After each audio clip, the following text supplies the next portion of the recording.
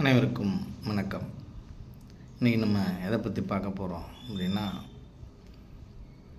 இந்த உலகத்திலே மிக மிக புனிதமானது, அற்புதமானது, இறைவனுக்கு நிகரான ஒன்று இந்த உலகத்தில் இருக்குது அப்படின்னா அது எது அப்படின்றத பற்றி நம்ம பார்க்க போகிறோம்.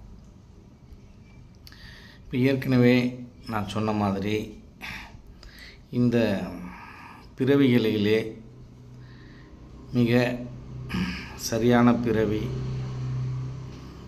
இறைவன் நிலையை அடைவதற்கு தகுதியான பிறவி எதுன்னு கேட்டிங்கனால் அது மனித பிறவி தான். இதை மாணிக்கவாசகரும் வள்ளலாரும் மற்ற சித்தர்களும் வலிமையாக வலியுறுத்தியிருக்கிறார்கள்.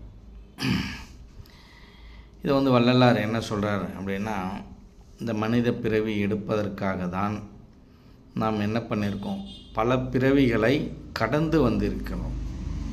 புல்லாகி பூண்டாகி புழுவாகி பறவையாகி மிருகமாகி மனிதனாகி அப்படின்னு மாணிக்கவாசகரும் சொல்லியிருப்பார். பிறந்து பிறந்து இளைத்தேன் அப்படின்னு சொல்லியிருப்பார். இப்படி இந்த மனித பிறவி என்பது எல்லா பிறவியை விட மிக புனிதமான பிறவி என்பது எல்லோருக்கும் தெரிந்தது தான். தெரியாதவர்களும் சிலர் இருக்கின்றனர்.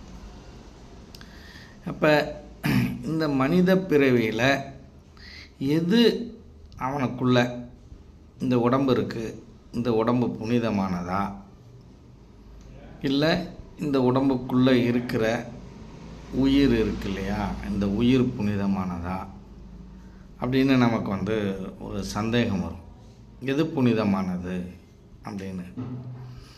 இப்போ எது இருந்தால் மனிதனால் இயங்க முடியாதோ, எது இருந்தால் அதை வைத்து நாம் இறைநிலையை அடையலாமோ அதுவே புனிதமானது, அதுவே இறைவனுக்கு நிகரானது என்பதை நாம் தெரிந்து கொள்ளலாம்.